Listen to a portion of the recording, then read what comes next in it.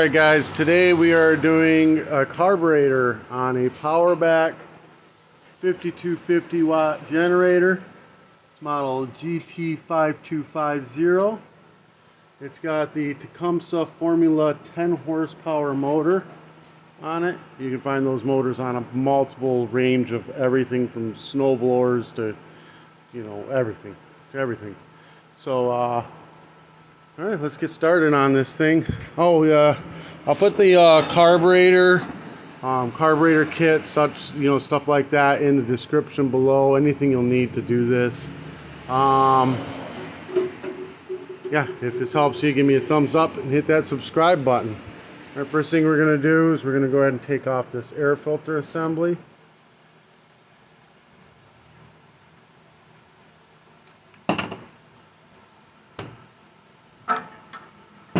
Now this makes a good cut for your nuts and bolts so you don't lose anything.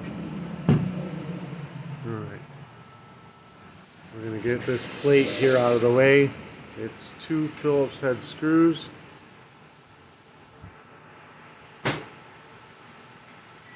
A little trick, sometimes these like to strip. If it starts to strip and it isn't turning out, I just grab them with a pair of vice grips and break them free, and they come right out, no problem. Now you got an 8mm or a 5/16 up top that you've got to get.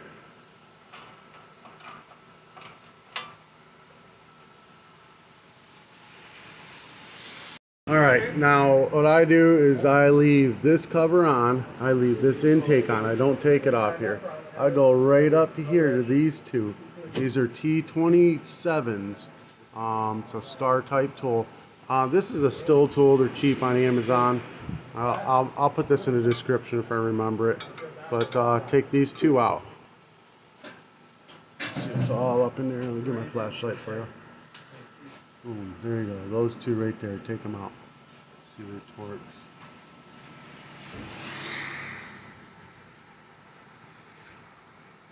works. Alright, now turn your fuel off. It's clockwise. Clockwise turns it off. Counterclockwise opens it up. So we're going to disconnect the fuel line next. And we're going to want to drain the tank out, but we don't want it to drain out on our workspace. You know, we want to drain it in a container. Now, we're going to kind of break it free. There we go. There goes that last bolt. The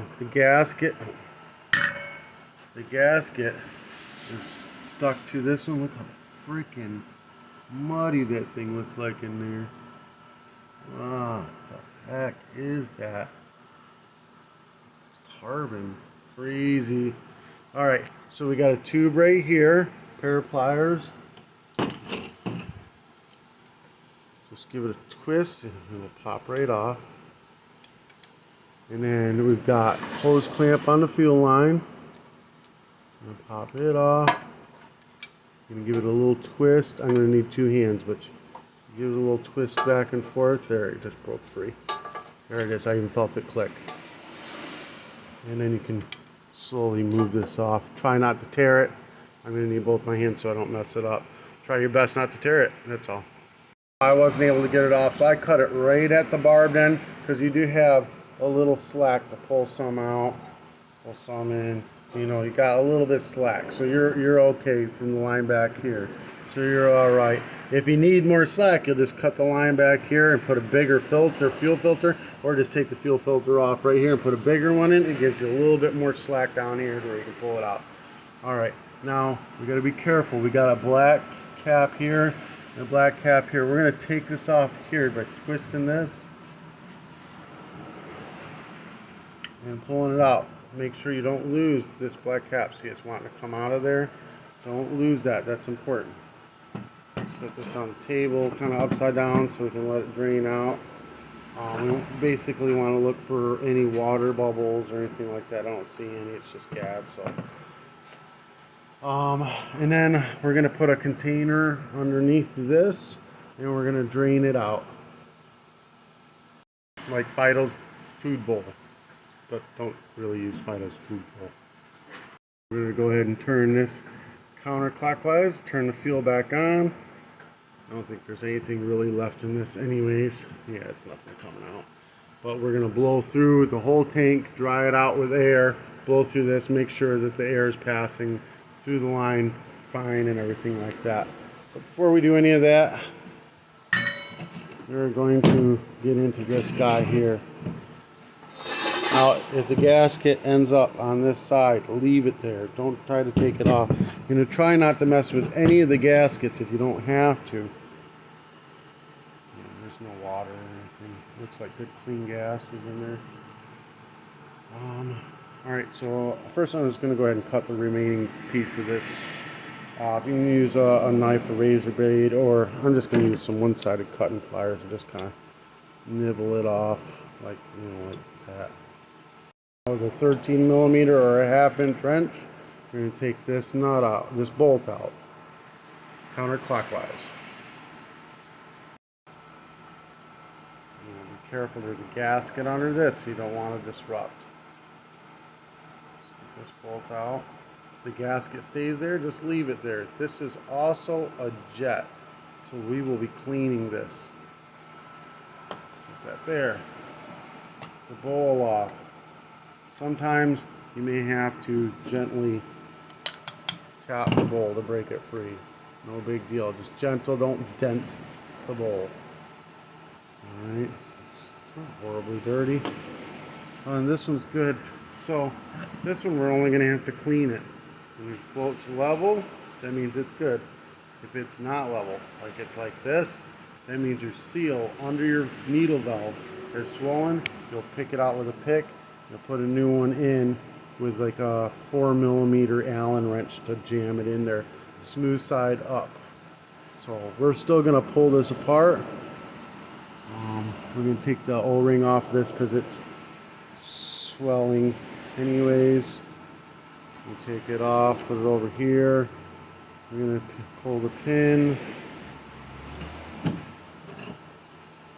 There are needle nose. If this is not pulling out, you got to grab it, twist it as you're pulling, and just keep twisting and pulling at a nice firm pace. So we're going to go ahead and get this out now. Give me 2 hands. Okay, so now we can pull this all out in one shot. There's your needle valve. You're going to need to clean these as well. You're going to have to clean the bowl. And then there's one more spot, and it's hidden.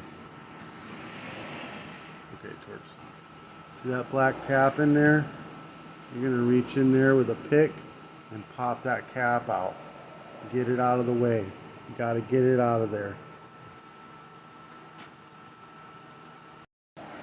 You see it in there? You can even use like a screwdriver, flathead screwdriver. Just get it off of there gently. It's just a black plastic cap. There is a flathead screw in there, and this is all the way tight. It's oh shit, is it? Should be. Here, let me get my screwdriver in it. It was all the way in there tight. Just a flathead, but it is the idle circuit jet. Very important. So there's pretty much everything that's most important to clean. Obviously we're going to clean in this whole carburetor as well. Idle circuit is underneath here. You see the 2 smaller holes there, that's the idle circuit. Obviously spraying through here is idle circuit as well, and then we're going to spray through the orifice tube as well, and then rinse out. So the needle valve goes. Is there a seal in there? Yeah, there's a white seal in there. We're going to rinse that out as well with carburetor cleaner. So here's another trick since you've been watching this far. I'm going to use an acid that I've tried all kinds of different acids. I found this one to actually work. I'm going to go grab that right now. So I've tried all the different kinds. I've tried making my own solutions. Some of them melt the brass, some of them melt the aluminum, some of them don't do anything at all. This works perfectly. and it's a little eyedropper. I can do 50, 60 carburetors with this. It's 14 karat gold testing solution. I'll put it in the description below. This will burn your skin. This will burn your eyes. Wear safety goggles. Wear vinyl gloves when you're using this stuff. Alright, so I'm going to open it up. Okay, I'm going to do 1 or 2 drops in the jet. 1 or 2. And 1 or 2 drops on the idle circuit. And you can see it's just boiling it clean. Works great. Then I like to go with another drop in the idle circuit holes there as well. Make sure you put the cap back on it so you don't spill it on yourself. If you do get this on your skin or in your eyes or anything like that, water dilutes it to where it's not harmful instantly. Just rinse it with water. Don't panic. Just rinse it with water. And get on your skin, you're going to feel tingling. Just walk over to the, it's not going to burn through your hand. Walk over to the sink, rinse it off. Get in your eyes, go right over to the sink, rinse it out. Don't freaking panic because you're going to run into something, knock yourself out, and then you're going to wake up blind. Wear safety goggles. These guys right here. Do as I say, not as I do. Alright. You're going to use carburetor cleaner or brake cleaner to rinse these out. You're going to do it gently. Again, if you get any of the carb cleaner in your eyes, just hold on. It's going to hurt like hell, but it is not going to blind you permanently. When it finishes evaporating, it's gone, and it won't hurt no more, and you'll be fine. Rinse slowly and gently like that. Just very slowly and very gently, so you don't get a backsplash of carb cleaner and acid in your eyes. Rinse this out gently and slowly at first. We're just diluting it out, getting the acid out of there. Alright, and then you're going to grab this and you're going to spray through it much more solid. You're going to hold it with a hand. Same with this one. Same with all the orifices on the carburetor itself. We're going to spray them all out very, very strongly so that you know that the holes are completely clear and blowing through another way. Alright, so this is all rinsed out. This is all rinsed out. A little staining is okay. Just get as much out as you can. You're going to rinse out these really well. Look how clean that is now. Way nicer. You rinse out all this carburetor really well. The internal jets, the idle circuits, internal idle circuits. Everything rinsed out really well. Now we're going to go ahead and start reassembly.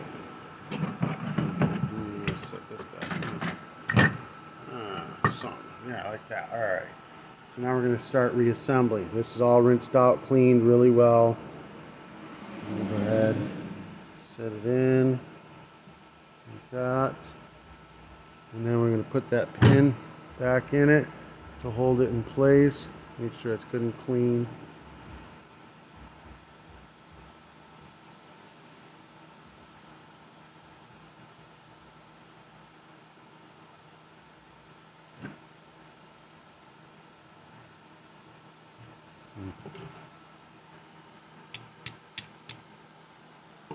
Alright, so that's in there good. Make sure it's still nice and level, and then you blow through this. If it doesn't blow any air through, then does blow air through, it's perfect. Alright, now we're going to go ahead and put a new gasket on. You'll have to kind of stretch this out with 2 hands and then work your way around from one end to the other to get it on. See the difference, see how much that swelled up. Just like that. No big deal. Just work it on nice and slowly. Get it on right. Now you're going to go ahead, rinse everything off one more time. Just gently. You're just making sure there's no dust or debris in there. Now we're going to put this bowl on. So you have this flat spot that goes towards this side. That's where the flat spot goes. Just like that. And then, oh yeah, and then your jet goes in. And screwed down nicely. I have to use two hands. Idle circuit, you're going to push down in here. And then you're going to tighten it up till it's good and snug tight. Don't over tighten it, don't strip it out, don't nothing like that. Just get it nice and tight in there. You're going to need two hands to do that, guy, too. I used an air chuck to blow everything out of the gas tank. If you don't have air, I mean, use whatever you can. Get it all drained out. Shove a rag down there. You grab it with needle nose, pull it back out, wring it. Just keep doing it until it's completely dry. It has to be nice, dry, clean in there. Alright, got that done. Alright, now we're going to go ahead and reassemble everything. So we're going to go ahead and stab. Here, let me turn this. I turned that flashlight off and now I made it. It's funny. There we go. We're going to go ahead and stab this in, throttle in. Here. Get it out here. You can see it's trying to do it and watch the. There we go. To go in there, and then you just curl it up like that, and then we're going to stab the fuel line into place. You need both hands and a pair of pliers, and then put the clamp on it. Once you get the fuel line on, you put this black hose that's right here on. It's crankcase ventilation hose. And you get that all shoved back up in there to where it's nice and firm against the head. And then we're going to go ahead and put in these two bolts with the T27 stars back in them. I go ahead and stick them right on my tool and feed them right on in through.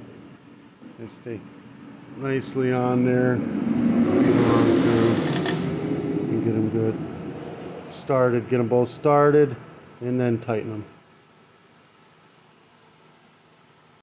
Then we go ahead and check, make sure there's no gap back here.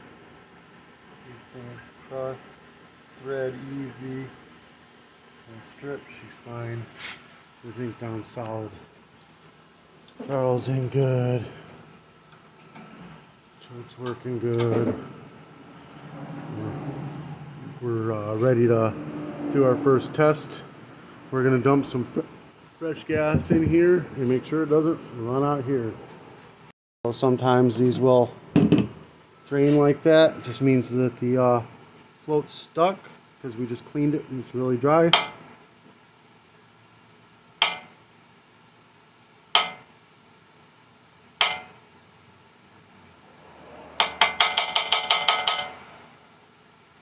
Oh, I'm going to have to do a new seal on that. Actually, that's not the float at all. It's the bowl gasket. Freaking bowl gasket's leaking. So I'm going to pop the bowl off the bottom of this. And I'm going to put the old one on. I guess it just wants a fat one on there.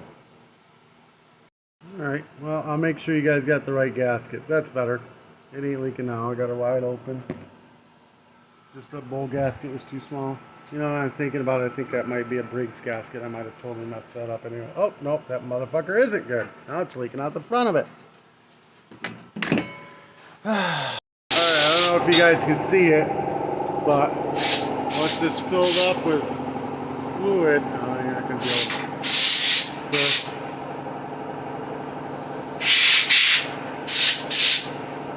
It's slapped full of gas. It's just full of gas. So it's a sinker, not a floater. Need a new one. See that? That's a water bubble or a bubble. See it? The thing is slapped full. So I got a used float out of another carburetor. I keep a bunch of junk parts around. Again, I'll put a whole brand new carburetor. They're super cheap, and in the description. I've used them. They work great. I just don't have one in stock because I would have actually probably just done that after I'd seen it leak on me twice. But when I rinse this off really good, reassemble. Alright, I think we got it this time. Even I got stuff that gets by me. Like, who would have ever thought that this thing was full of freaking fuel, you know. Just would never have known it. So, it's not leaking now. We're going to go ahead, pull her down off the table and test it out. Check the oil first, make sure that it's full. If it's over full, it means that there's gas in it, but I don't think you're going to have that issue on this one. It's full, it's bad oil, it's going to need it changed, but we can at least test it out before we change the oil. It's doing good, it's not leaking or anything, so we're ready to rock and roll. Can't do it right the first time, do it 10 times.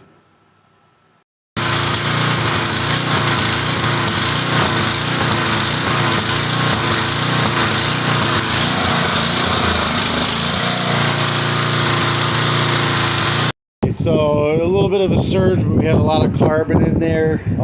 There's a whole fix to that as well. I'll grab a can of seafoam with it running, and I'll just flood it out with seafoam. It'll start smoking a lot, and then shut it off. Let it sit for, you know, overnight. Then start it up the next day, and it'll rinse all that carbon right out of it. That's something we'll be doing later. Now we're going to go ahead and put the air filter back on. Air filter cover back on. Wing nut back on. And then you got this side cover.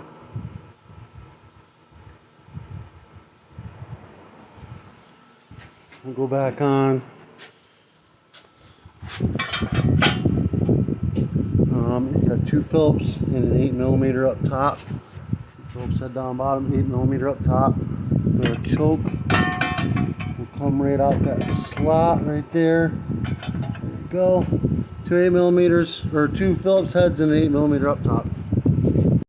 Alright guys, and that's all together. Other than the fogging it out and changing oil, she's ready to go. If this helped you out in any way, shape, or form, give me a thumbs up, hit that subscribe button. All the parts will be in the description below. I'll put a new carb, makes it way easier. Today's t-shirt will be in the description below. If you want to be a sponsor, message me. Peace.